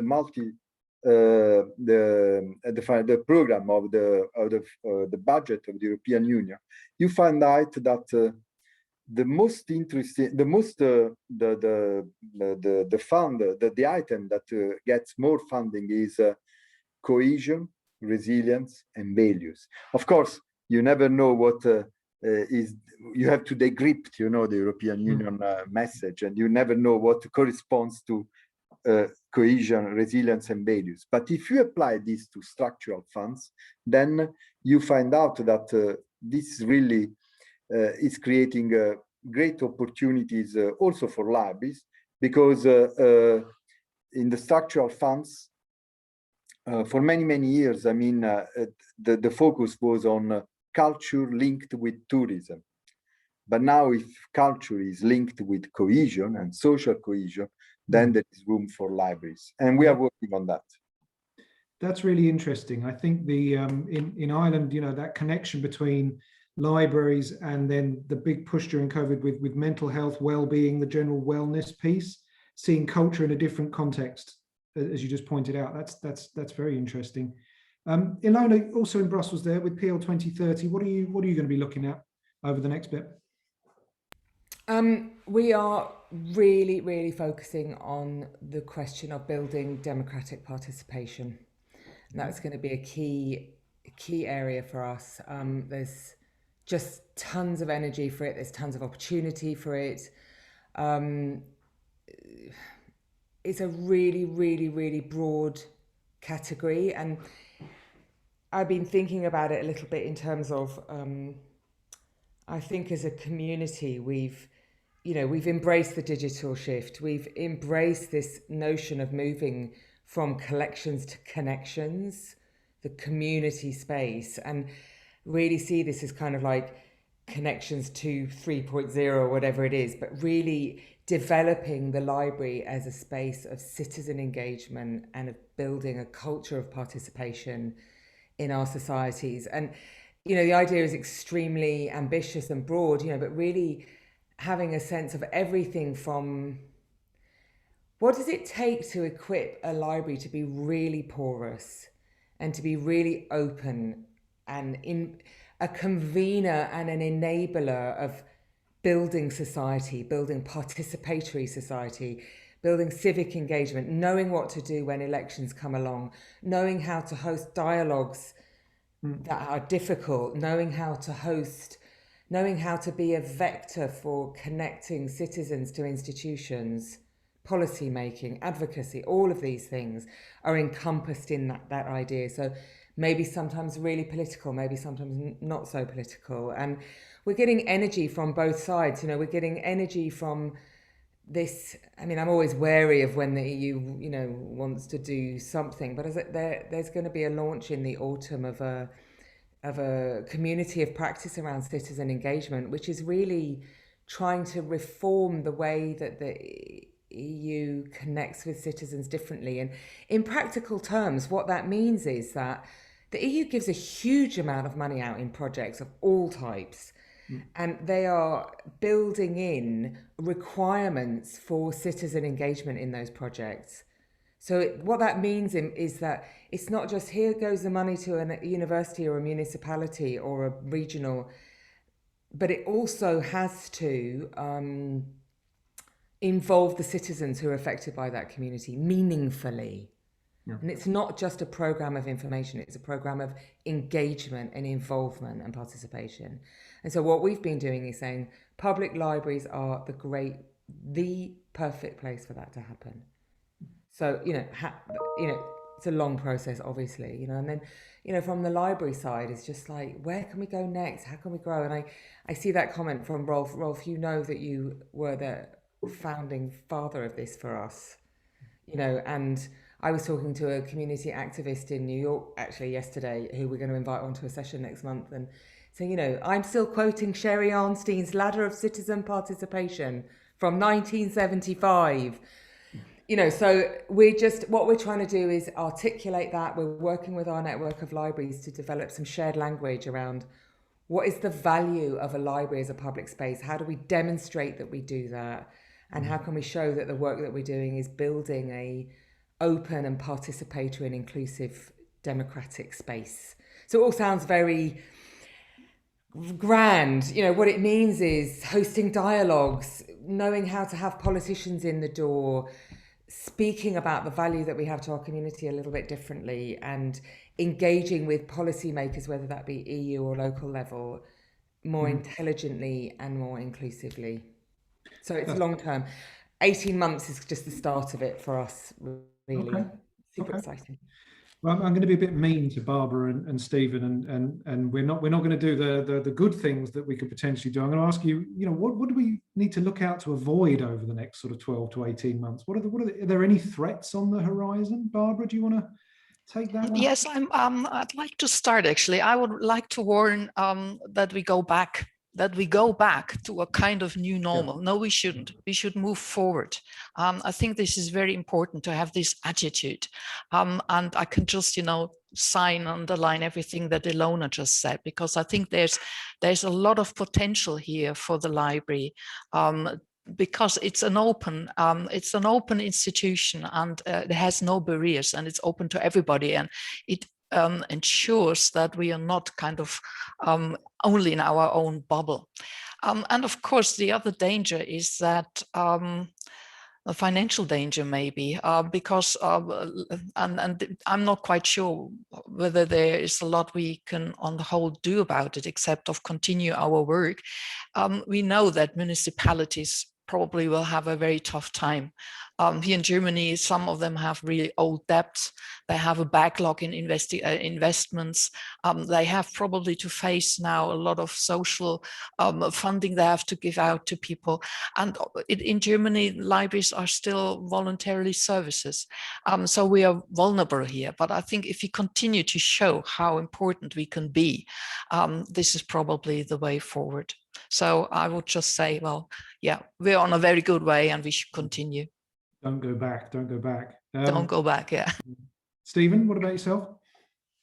So I feel I'm going to repeat a fair amount of what Barbara and Ilona has said. I'll try to say it differently, so it sounds like something new. I think there is a reckoning coming. We are in a happy moment right now with big stimulus packages. We see in other countries around the world where there's a more direct, a quicker link between funding that comes into government and funding that comes out of government. So already we're seeing in the US some huge cuts to public libraries, where money for libraries depends, for example, on local business rates, which have of course suffered.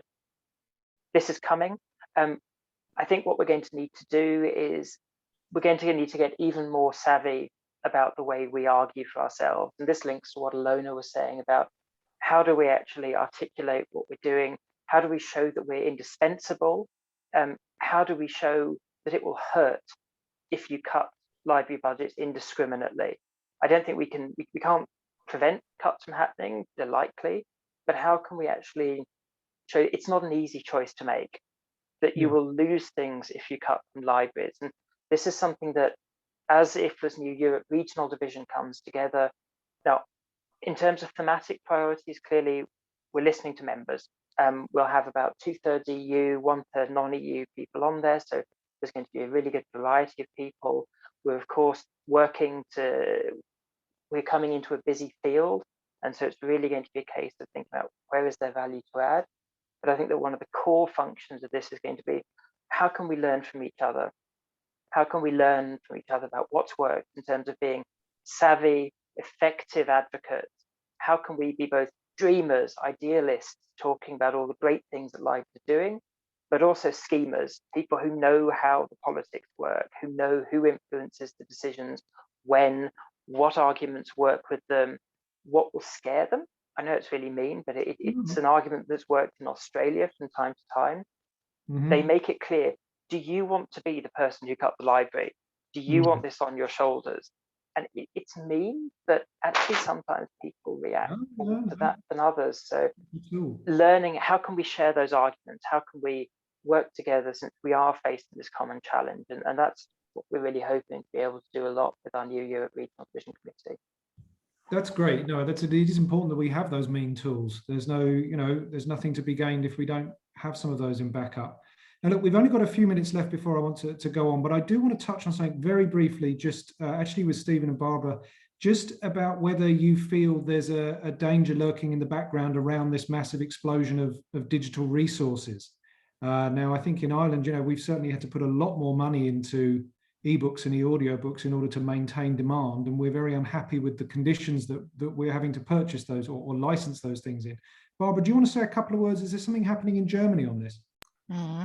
Almost. We were almost there. Today, there's the vote in our government, in our parliament, and they kicked it out last moment, our ebook regulation. But we keep fighting.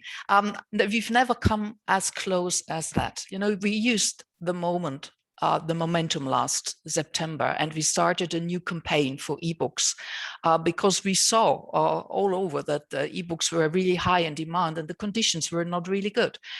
So we used that moment. We had a new campaign. We used the many libraries we have in Germany and the power they have, and we gave them master letters. They wrote to their member of parliament. They had the conversations, not only we had an open letter which was signed by library directors within a week by 1,300, and then we closed it because we thought either we move on now out to the public or we keep it at the moment as it is. And then we got already a suggestion for a regulation that there should be at least something like a compulsory license, and terms to be negotiated at a later stage. But what we see at the moment, of course, is that if a new book comes out, not necessarily it will be allowed to be lent by the library.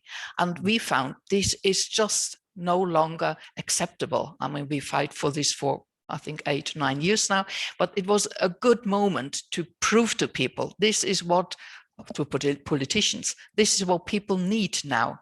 The buildings are closed, they need to have access to brand new information in form of books. And yeah, we got a lot of support, really a lot of support. So we were almost there, but yeah, sometimes, there are last minute negotiations. We got something else now instead, which is fine. And we look forward to a new government. And if things continue as they look now, we will have good supporters in the new government, and we keep fighting until there will be a regulation which allows what the European Court stated 5 years ago, that e-lending is lending if it is under certain conditions. And this is something we need. Well, we're certainly going to be keeping an eye on you because we feel the same way and we want to see something happen. So Stephen, I'm going to park you on the e-lending one there because I think you probably would agree with what Barbara said, and give you all a chance for a quick fire finish. I did want to find out what you thought the most interesting thing that you'd heard about libraries during COVID was. Was there a particularly quirky activity or piece that you wanted to share? And Giuseppe shared his earlier on there about the comments, but Ilona, I'll start with you first.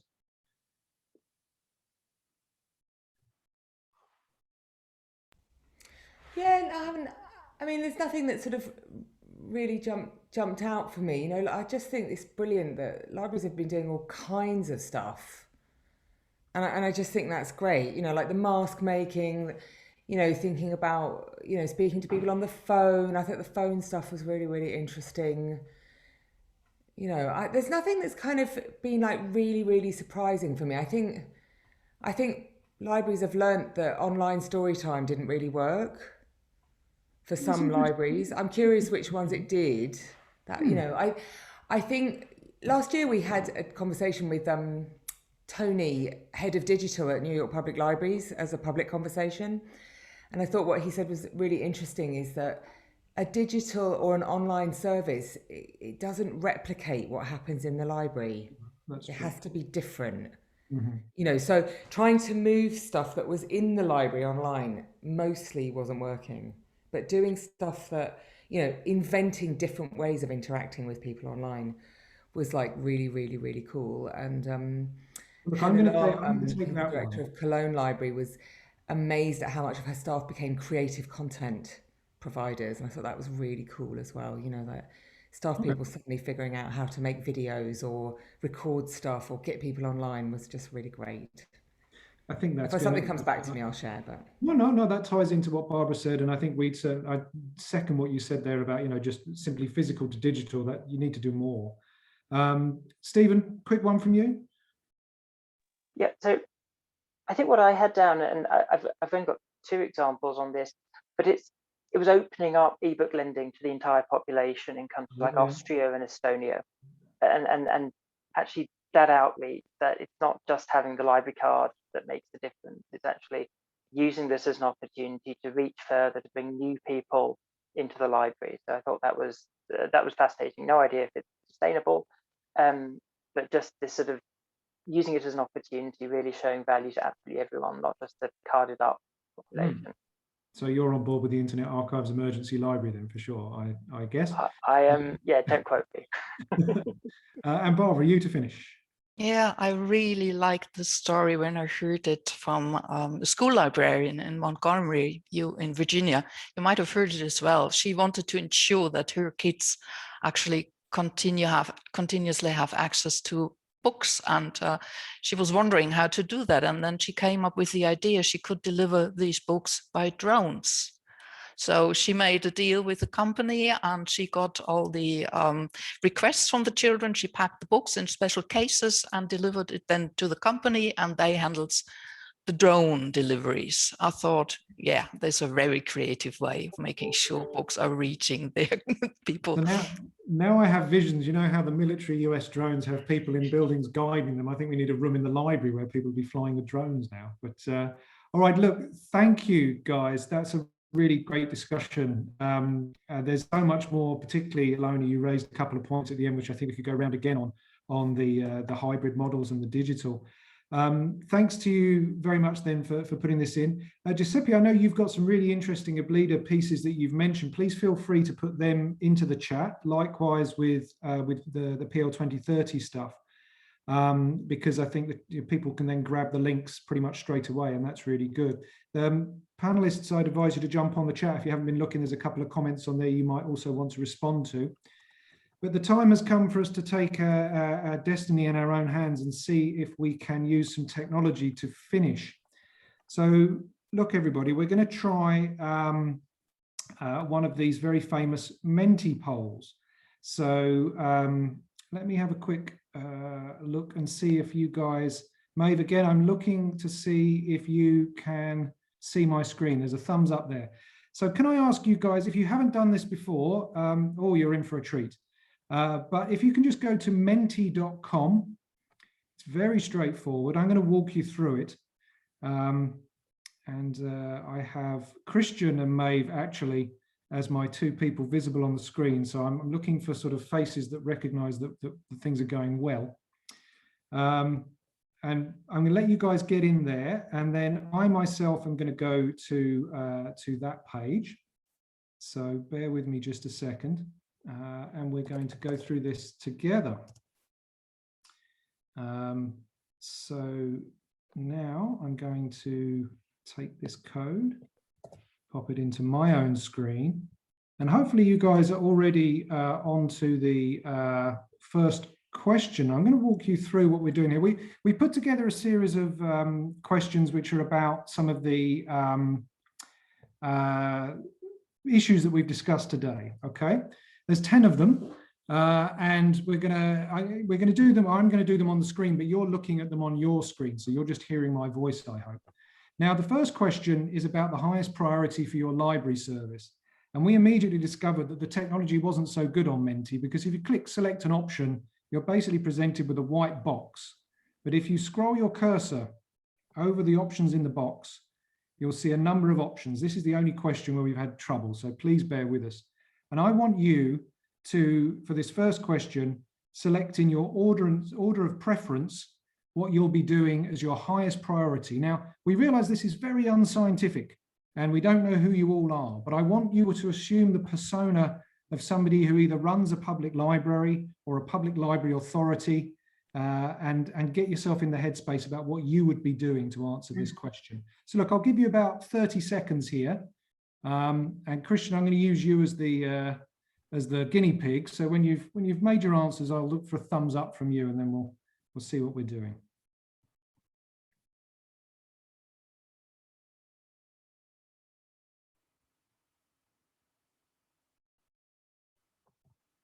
I've done this survey many, many times. So if you are, for whatever reason, following me on the screen, the answers that I might put in might not necessarily be my first choices.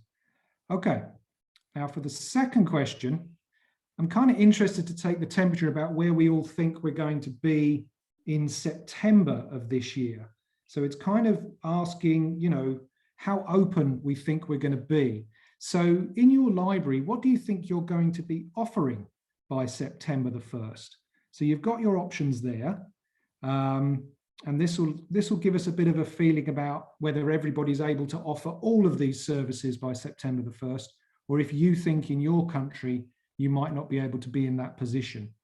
So again, Christian, I'm looking at you as a thumbs up. It's not a super detailed one, this one. So I'm going to count down from 10, and then we'll let everybody move on to the third one.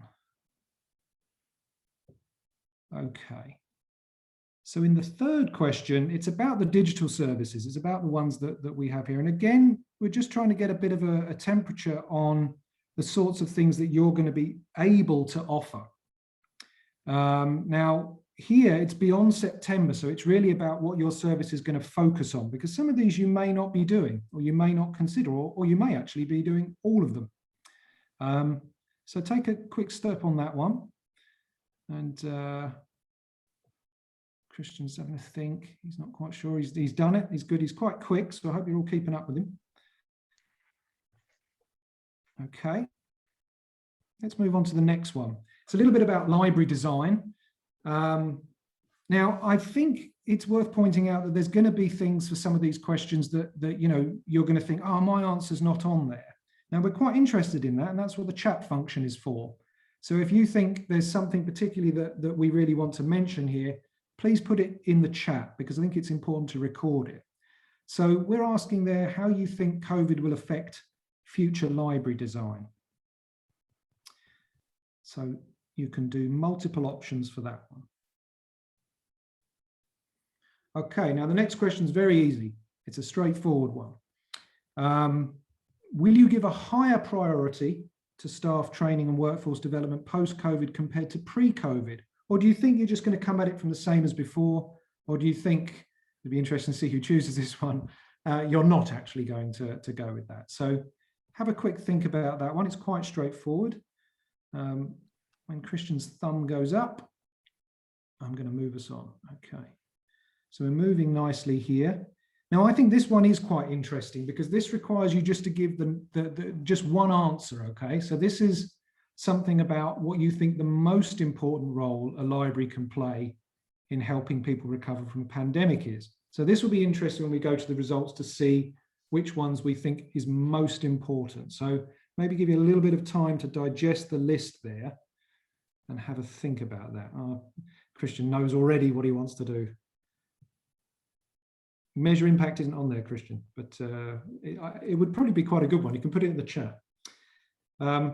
Okay, so we're going to move on from that one. And then we've noticed in Ireland, you know, that we've got people coming back into the buildings, but maybe obviously not at the same levels that we've had before. And we're beginning to think about, you know, what we'll need to do to promote the services in the coming months. And we just wondered, which of these services on here you thought would need that kind of extra push to get people involved in again? What would be the thing that you really would need to encourage people to come back to the library in order to grab? So have a think about that. You can do multiple options on this one. And then we'll see what people think. Again, if your thing isn't there, then you can throw it in the chat and we might have a bit of a roundup and see what people have thrown in the chat at the end. Christian, you done? Thumbs up, excellent. And here I'm kind of interested because, you know, it has been a year of really getting to grips with our platforms if we weren't already familiar with them. So here it's about, you know, what are you actually going to be using? You could be using all of them, or you may have actually decided that some of them are not for you anymore. And, you know, if you don't see TikTok there and you don't see Roblox, then, you know, throw it in the chat and you can make sure that it gets mentioned. Okay. I did see a thumbs up. Excellent. Good stuff. Okay. And then we're going to go back to that threat question. I think here we're looking again at the priority here, the number one threat, the big bad. So what do you consider the biggest threat to your library service post-COVID? So this will be an interesting one when we see the results come in. So maybe not too long needed on that one. Looking to my man in Denmark. He's actually looking over this one. Yep. Okay. I'm moving on. And then the last one. Okay. This is the big finish. Going to give you a little bit of time for this because you can have as many answers as you want. It's going to create, you know, 100+ at least answers in the answer sheet. But basically, I'm interested your point of view on what new opportunities have been opened up for the library and what type they are. Keep them brief because it actually gets displayed as sort of text cloud that we can scroll through, but do put as many as you want in there. And I'm going to give you know, a good 45 seconds for this one, maybe even a little bit longer, because, you know, you heard from the panel and from Christian's presentation a few things which are kind of interesting. So have a think about that.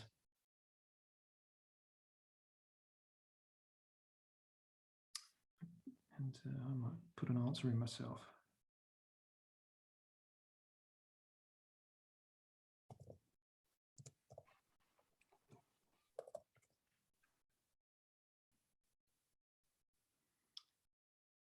So 30 seconds left, I think, because we'll need to go through the answers. I can see a lot of concerned faces, people really having a think.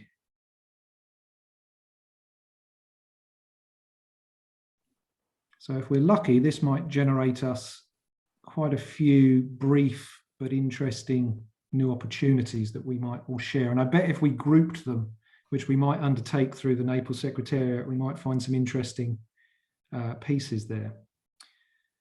Okay, let me see. Christian, have you entered a few? Yep. Okay, well, I think I'm going to call it, guys. So what we'll do next is, if you click to finish there, you'll notice that you can, I think if you see the voting results, you'll be able to enter your email, but we are able to actually bring you the voting results now, I think. So I'm going to stop sharing. And here, this is where we're at the mercy of technology again. Linda, I think you have perhaps the ability to share your screen. Yeah, I'm just going to give it a shot now.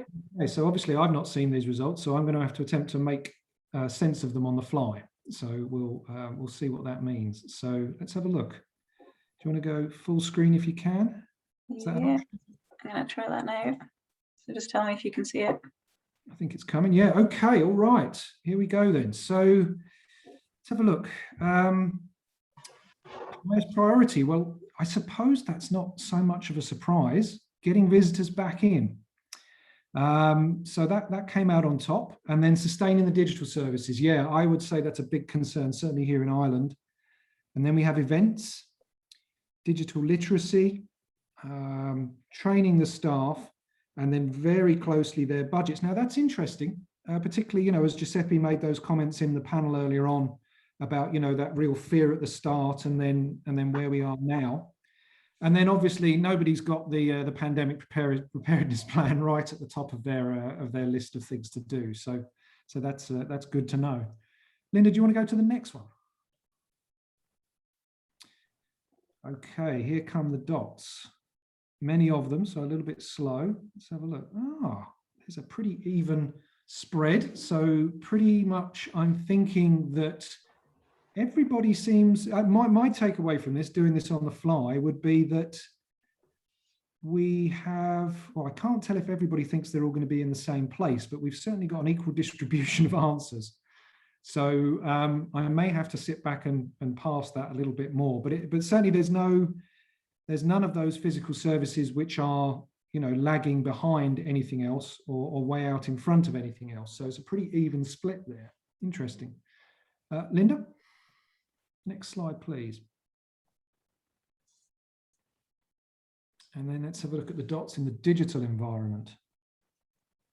Yeah, okay, so here we see a little bit more of a difference. So obviously ebooks out in front, audio books coming up behind them, journals, magazines in there, streaming scoring second behind ebooks. So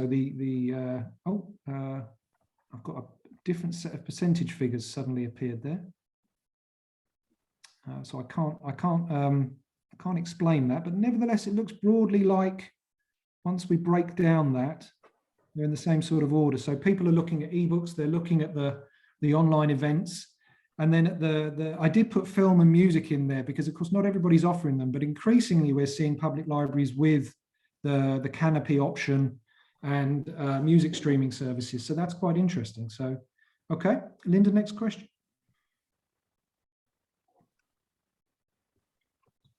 Okay, future of library design.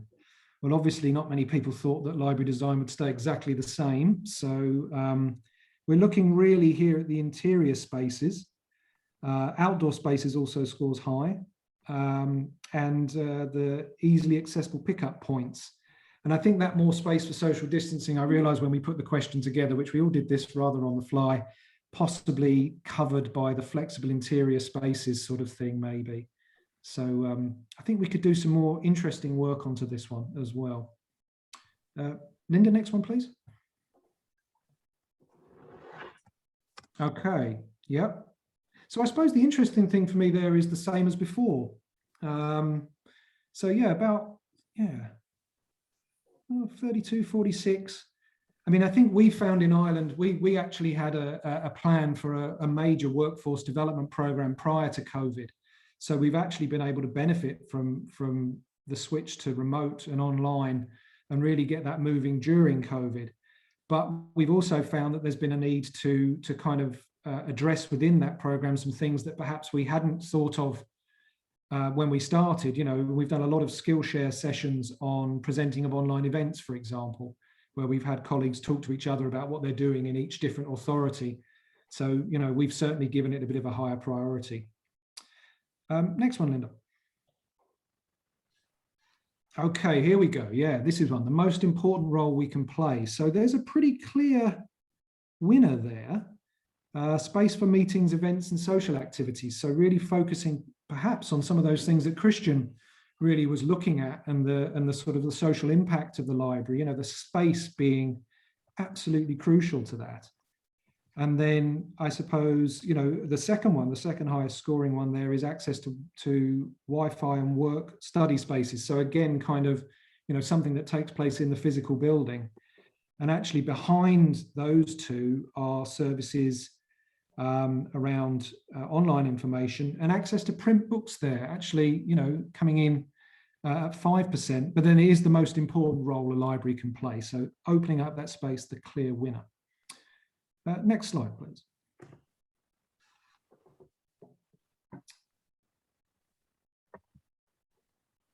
don't know if you moved that on yet, Linda? Yeah, I've moved it on. Can you see the what services extra promotion? I can't, unfortunately, no. Oh. Now I can. Okay. All right, so that's interesting. The third space, something that Christian sort of mentioned as well in his presentation, something that's been with us a little bit for a while, that concept, but that's coming out there with extra promotion. So yeah, maybe there's a case of communicating the idea in the first place, but also, you know, the idea that we want to get people kind of back in and as a place for people to go. And events, again, scoring very kind of highly there. So that's quite, you know, of a tie with the previous question. So physical lending in there, staff expertise, digital. So yeah, it's an interesting one. As I say, you should be able to get these sent to you, and we might do a little bit more digging to see what we can find out. And then did you want to go to the platforms one? Let's have a look. The library website scoring high, Facebook scoring high. Yep, that would be what I would expect. And I can't check the chat yet to see if we missed any sort of platforms there. But Twitter not scoring maybe super high compared to the others, even below the municipality website. So I guess, you know, we know that different countries use different platforms and our users have different needs and likes in different countries. So I suppose not too much of a surprise there. Okay, and then the final one. Let's just see what we managed to get for this one. And I'm hoping we might see, oh, sorry, no, it's the penultimate question. It's the one on the threat. Yeah, okay. Now, budgets comes up quite high there. You remember that was down as a priority, but obviously looking at that as a threat. Patrons not coming back. Well, we've certainly been discussing that in some conversations here in Ireland.